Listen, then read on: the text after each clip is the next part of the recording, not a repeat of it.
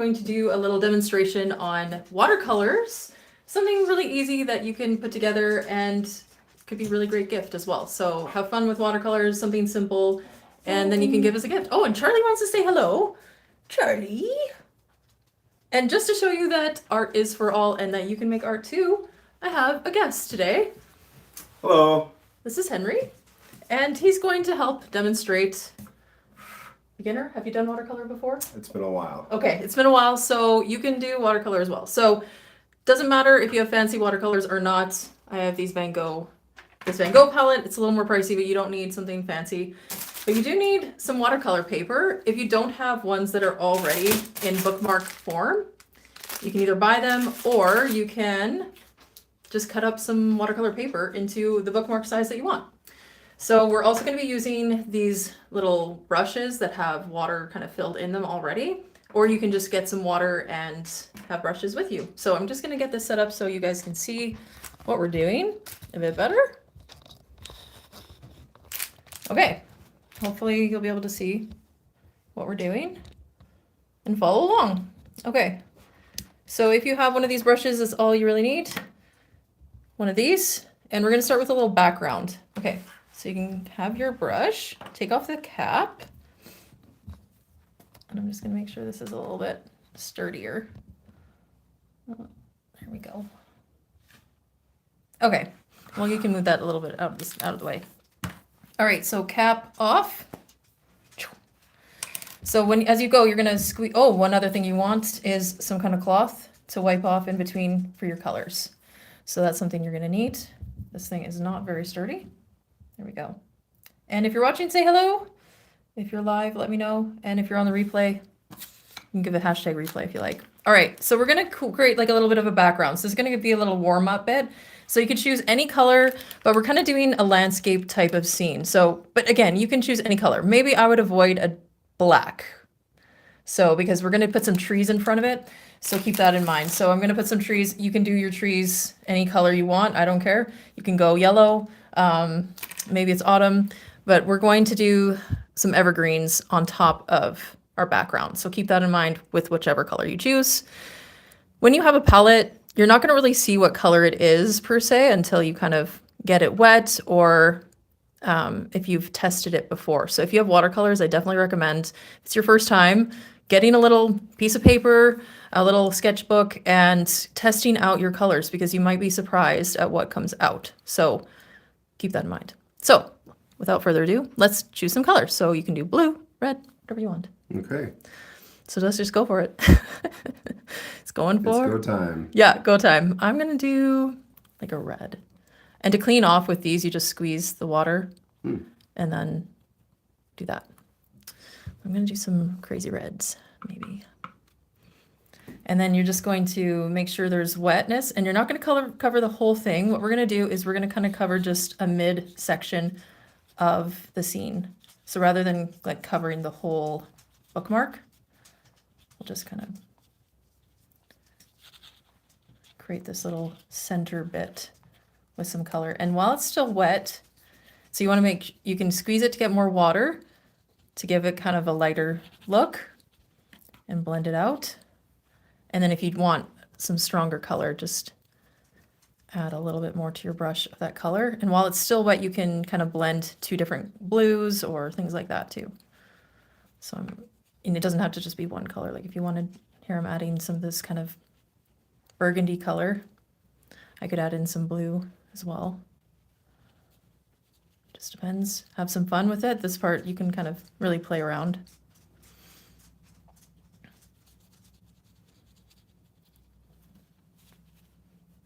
So with watercolors, you're kind of trying to find the right balance of wet, like water. That's really trying to make sure you understand kind of how much water is getting on your page. Because if you soak it too much, you're going to have this like rippling effect happen.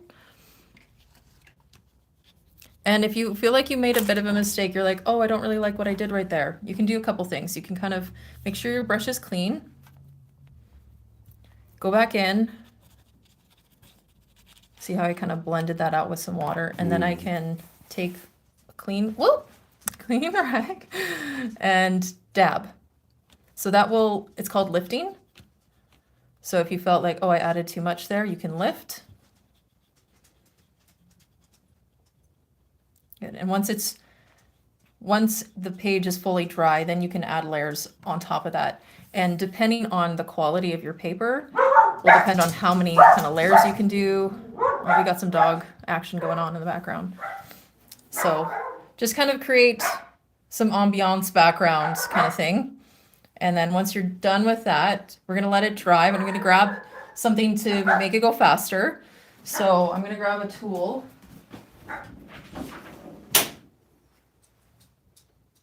To speed up the process. What do you guys think so far? How are you doing, Henry? I'm doing all right. Feeling good? Yeah, I mean, as my first foray into watercolors in a while, it's interesting. Are you done with your background? I think so. Okay. I feel like it should be bigger. If you want to make it bigger, this is the beauty of art. You get to create it just however you like. I feel like mine's kind of this like sunrise winter feel. Mm-hmm. Your colors are blending a lot more than mine. Like mine are not as. So But maybe they're- more they're- water would have blended it when you're doing it. So we want this to be fully dry before we go to the next step, because if you have any wetness to your, I'll switch for a bit. If there's any wetness to the paper, when we go on to the next step, you're going to have a little bit of blurring. And that could be good if you want that, but what we're going to be doing, we don't want that. So if a little bit of blurring happened, it'd be okay. Hopefully this isn't making too much noise. You can look at that while I pull the little craft heater away. It's not the highest tech one.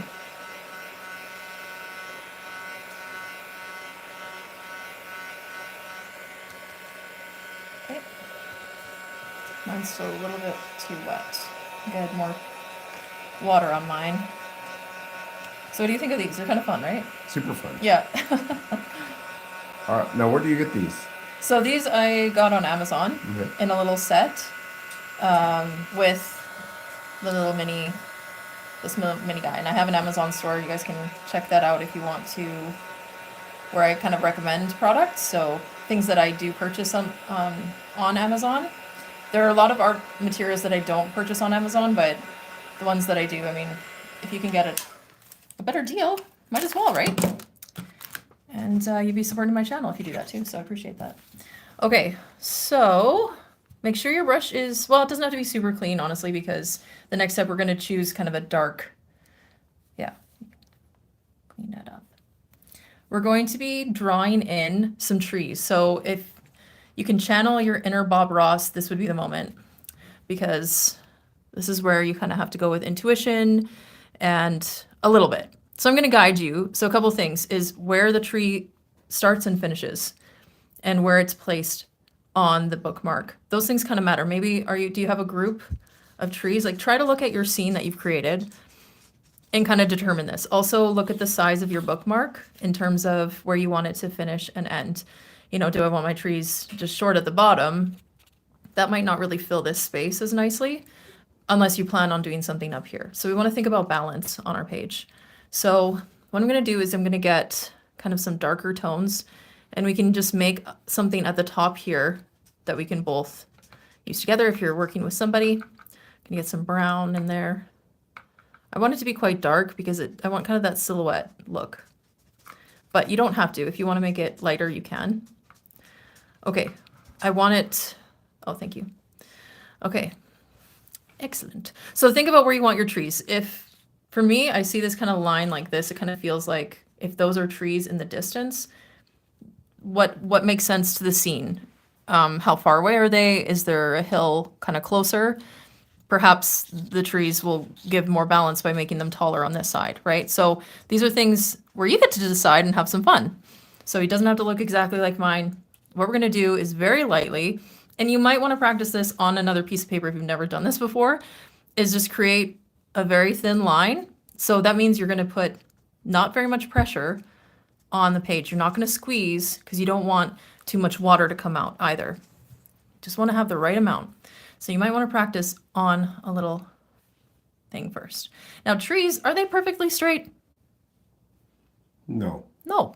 So they don't have to be perfectly straight either on this. So just go for it. This is just a piece of paper. So if you make a mistake, you can always start again, make something else. So I'm going to start down here. I think my tree's going to start there. I'm going to bring it up. And as I come up, I'm going to bring it away from my page. So I get that nice, really thin top. And then you're just starting to create friends, a little forest, a little feature. So where are your trees? Are you going to have some on both sides or just going to have a one side kind of feature? So you could do lots of trees, just a few trees. One thing I would say is make sure that some are closer together. If you do them all the same, whoa! I should put something holding this on the back, something with a little bit of weight. That's okay. We'll handle it. I'll just stop touching the tripod. Okay, so you could just do a few, or you could do lots. Oh, those look great. I like that. Okay, see, it's bringing your scene together by having some trees. Oh no, see, if something like happens, don't worry, we'll fix it. Happy accidents. It could be the start of something wonderful there. Turn accidents into a choice. I did that on purpose. No, I didn't. Okay. Okay, sorry guys. Forgive me. Okay. It's because I have my hand like under the tripod. All right, we can probably move this slightly further out of the way, and we'll move that out of the way a little bit. Okay, and you guys can focus on this. So we're just going to continue using the same colors. We can add a little bit of green to it if we're wanting to have some color show through depending on our scene. So what we're going to do is we're going to create some pine trees. So how we do that is get some of your color, and you can start at the top or the bottom. I kind of like to start at the top, and I kind of hold this horizontally a little bit, maybe on a slight angle, depending if you have them going up. Now, if you've never seen a pine tree, go look at some first. Can be helpful, but you know, I'm not going for super crazy accuracy or anything. So I'm just starting to tap kind of these little dotted lines. And as I go down, I start bringing them further out. Now you see that my water is starting to look a little watery rather than pigmented. So I just want to start filling in like so. And it just depends on there's lots of different pine trees, so. I've seen a few. You've seen a few? Okay, that's good. Don't have to do our, otherwise you should have looked at some. You could look outside, I've got one. And in a forest, it'll look a bit different. So you don't have to start, you can start in the middle if you want, but what I like about starting at the top is it kind of guides the rest of the tree down. I feel like the top is almost the most important part because it's kind of what we see. Brings our eye up to that. And it's absolutely fine to overlap. Like these trees here, they're close together. They're going to have some branch overlap. That's natural, right? And you can think about which trees ahead, like this one is in front of that one. So is that going to make a difference in terms of how the branches look?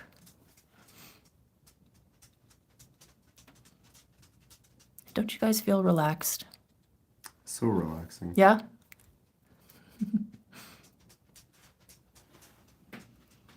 I'm liking the feel of this one, actually. And I'm feeling good. Okay, this one needs to come a little bit at the top. So yeah, add the colors that if you need to add a little extra, like more of a particular color, like follow your feelings on that to add more pigment to our mix here.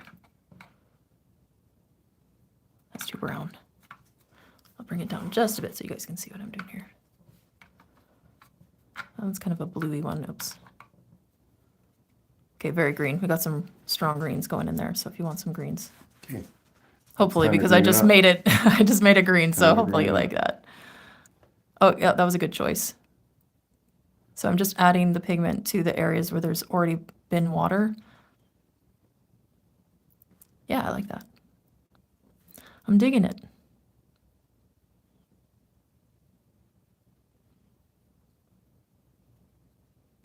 And then, like, once we finish this, you don't really have to do anything to it. Like, you could laminate it if you wanted.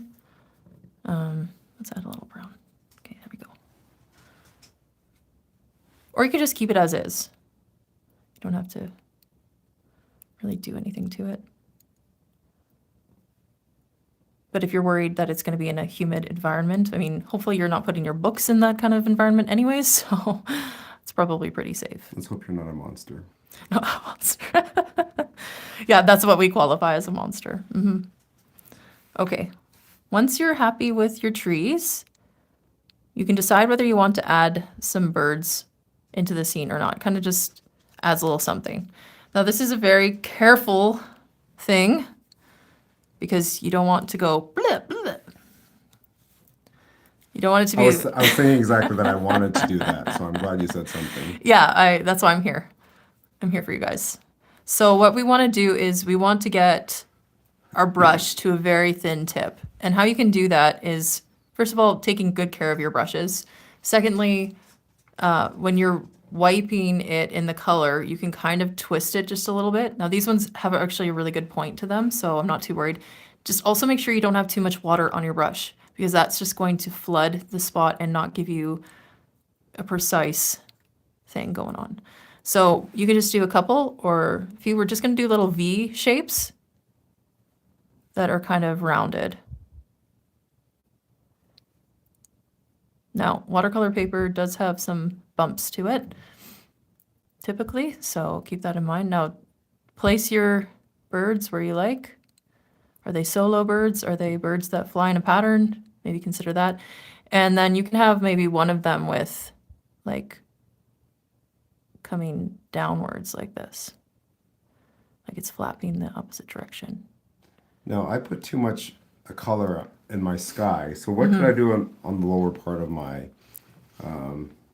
my bookmark? Okay, so what you could do if you have extra space at the bottom is maybe either create some shrubs.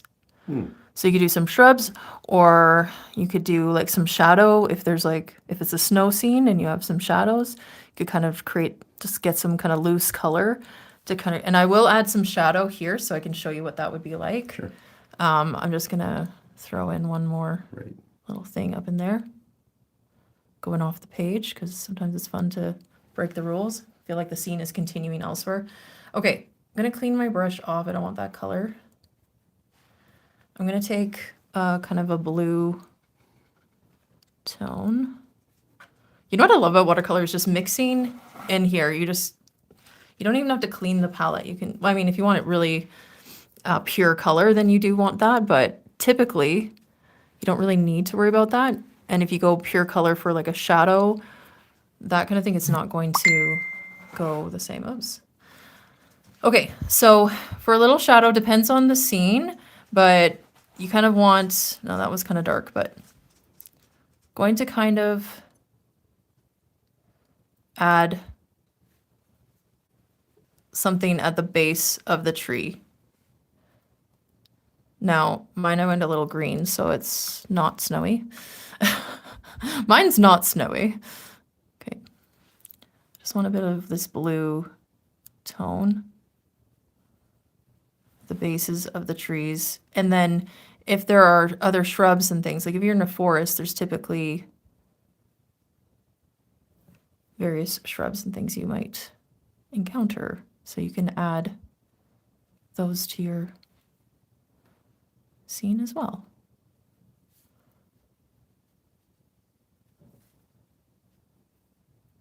And as you see things starting to dry, you might want to go back in and add a little more detail, or if you like how it looks, like I'm feeling like this is starting to kind of just go into one solid tone, so I might want to kind of add a little shadow in there.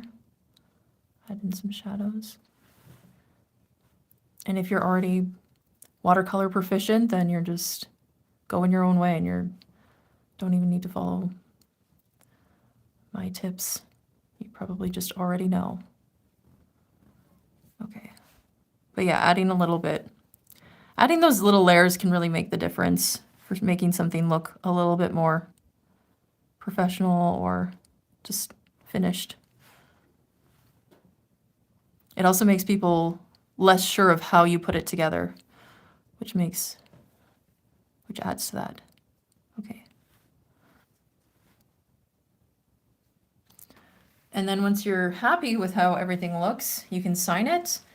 And this is where you got to be really careful and practice, because signing a piece is it's part of the piece. So you want to make sure that, you don't just like fill the whole page with your name. You want to be mindful of the color you're choosing and everything. We're not going to go into depth about that, but basically use the technique that I was showing you about making the trunk of the tree. So using just the tip, and find a spot to either put your initials. So I do my little KMO, and it doesn't have to be super strongly visible because it's a bookmark. You can actually put your name on the back of it as well. So I'm just going to put a KM. Sometimes I just do my KM and then maybe just a little dot. And then that's pretty much it. Let's see. Henry, do his. We're going to watch you. I'm going to put my initials big. Okay. That's good. I like it. Okay. That is it. And then once this is fully dry, we can write a special message to the person we're gifting it to on the back. And then you can put a little tassel or ribbon through here. And there you go. You have a bookmark made from watercolors. Pretty easy, right? What do you think, Henry? So easy. So easy? It's great. I've got to say that mine looks way better than yours, though. So Oh! just kidding. Okay, everybody yours vote. Looks way better. Vote in the comments. Which one of these would you rather receive? No, just kidding. I thought you did a great job. All right, let's flip you around so we can say goodbye. Thank you guys so much for watching. We hope you have a wonderful time making watercolor bookmarks for all your friends and family and teachers coming up. Bless those teachers. All right, thank you guys. See you next time. Bye. How do I turn it off?